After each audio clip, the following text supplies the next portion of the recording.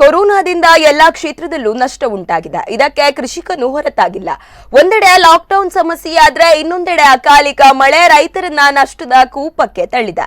ಲಾಭದ ನಿರೀಕ್ಷೆಯಲ್ಲಿದ್ದ ರೈತ ಇದೀಗ ತಲೆ ಮೇಲೆ ಕೈ ಹೊತ್ತು ಕುಳಿತಿದ್ದಾನೆ. ಈ ಕುರಿತ ಒಂದು ವರದಿ ಇಲ್ಲಿದೆ.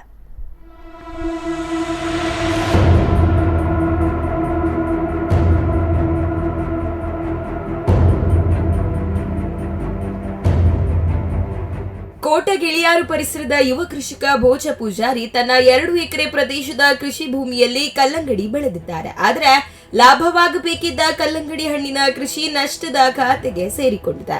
ಇವರು ಪ್ರತಿ ವರ್ಷ ತಮ್ಮ ಕೃಷಿ ಭೂಮಿಯಲ್ಲಿ ಭತ್ತ, ಉದ್ದು, ಅವಡೆ ಹೀಗೆ ನಾನಾ ರೀತಿಯ ಬೆಳೆಯ ಜೊತೆ ಲಾಭದಾಯಕ ಕಲ್ಲಂಗಡಿ ಹಣ್ಣಿನ ಕೃಷಿ ಬೆಳೆಯುತ್ತಾರೆ. ಆದರೆ ಪ್ರತಿ ವರ್ಷ ಒಂದಲ್ಲ ಒಂದು ರೀತಿಯ ಸಮಸ್ಯೆ ಎದುರಿಸುವ ಭೋಜ ಪೂಜಾರಿಗೆ ಈ ಬಾರಿ ದೊಡ್ಡ ಮಟ್ಟದ ಸಂಕಷ್ಟ ಎದುರಾಗಿದೆ.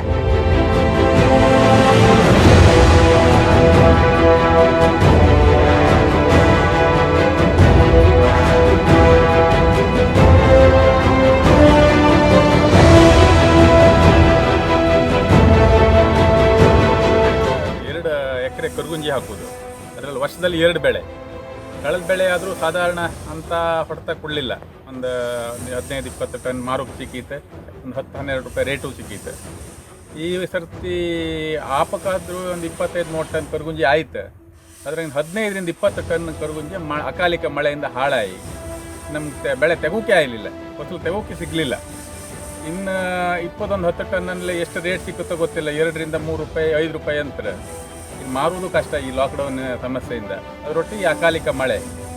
ಇದಕ್ಕೇನಾದರೂ ಸರ್ಕಾರ ಈ ಕರ್ಗುಂಜಿ ಕೃಷಿಕರು ಅಥವಾ ಕೃಷಿಕರ ಬಗ್ಗೆ ಜಾಸ್ತಿ ಒತ್ತು ಕೊಟ್ಟು ಏನಾದರೂ ಪ್ರೋತ್ಸಾಹನೋ ಅಥವಾ ನಷ್ಟ ಬರ್ತುವಂಥ ವ್ಯವಸ್ಥೆ ಸರ್ಕಾರದಿಂದ ಆಯ್ತು ಅಂತೇಳಿ ನಾವು ಆಗ್ರಹ ಮಾಡೋದು.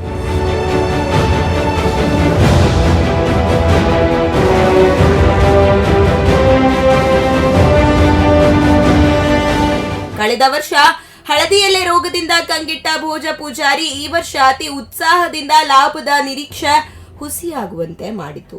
ಕೊಯ್ಲಿಗೆ ಬರುವ ಸನ್ನಿವೇಶದಲ್ಲಿ ಅಕಾಲಿಕ ಮಳೆ ಎಂಬುದು ಬೆಂಬಿಡದ ಭೂತದಂತೆ ಕಾಡಿತು. ಸಾಧಾರಣವಾಗಿ 20-25 ಟನ್ ಬೆಳೆಯ ನಿರೀಕ್ಷೆಯೊಂದಿಗೆ ಕೊಯ್ಲಿಗಿಳಿದ ಭೋಜ ಪೂಜಾರಿ 10 ಟನ್ಗೆ ಸಂತುಷ್ಟರಾಗಬೇಕಾಯಿತು.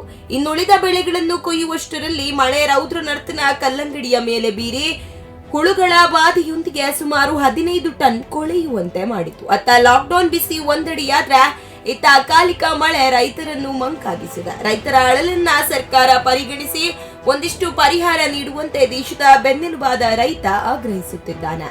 ರಾಜೇಶ್ ಕುಂದಾಪುರ, ಸ್ಪಂದನ ಟಿವಿ.